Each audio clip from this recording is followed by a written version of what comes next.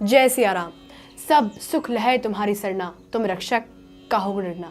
श्री हनुमान जी हमारे जीवन में सभी तरह के सुखों को प्रदान कर देते हैं, लेकिन जब भक्त के अंदर संशय उठने लग जाते हैं, कुछ इस तरह के सवाल, कुछ इस तरह के डाउट आने लग जाते हैं, तब हनुमान जी साक्षात आकर उस भक्त को उस ख्यालों से बाहर निकालते हैं।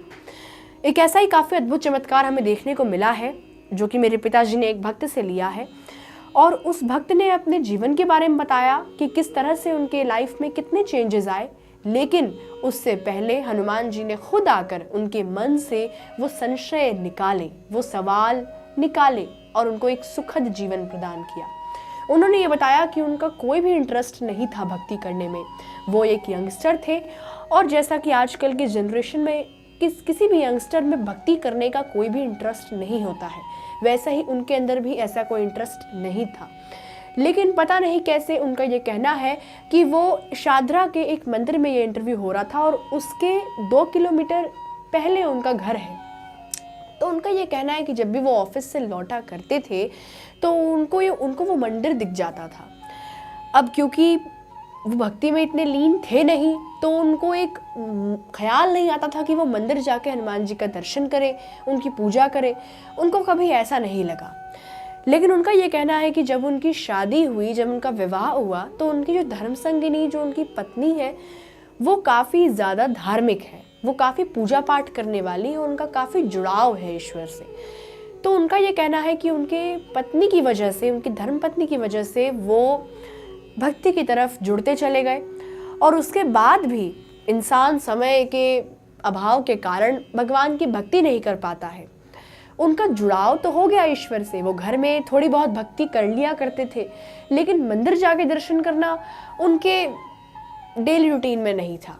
जब भी वो ऑफिस से लौटते थे, वो बूंदी का प्रसाद लेते थे और मंदिर की तरफ देखते थे कि मैं मंदिर में जाऊं, दर्शन करूं या फिर घर जाकर ही प्रसाद चढ़ाऊं।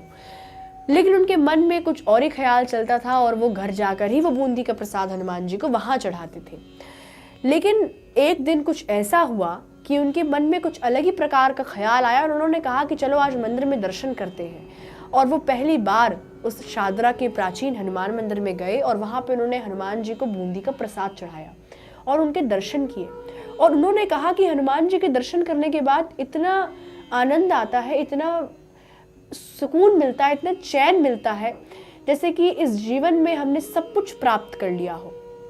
वो उन्होंने अपने पर्सनल एक्सपीरियंस से बताया कि उन्होंने कभी भी मंदिर में पाँव तक नहीं रखा होगा, लेकिन उस दिन उनके मन में क्या ख्याल आया और वो मंदिर चले गए, दर्शन करके आए, तो उनका माइंड ही पलट गया। हनुमान चालीसा पढ़ने के बाद हनुमान जी आपको एक ऐसी अलग दुनिया दिखाते हैं, एक ऐसा ख्याल आपके मन में पैदा करवाते हैं जिसमें आपको लगता है कि आपके संकट दूर हो चुके हैं और अब आप उन संकटों से बाहर निकल चुके हैं जो आपको इतने दिनों से घेरे हुए थे।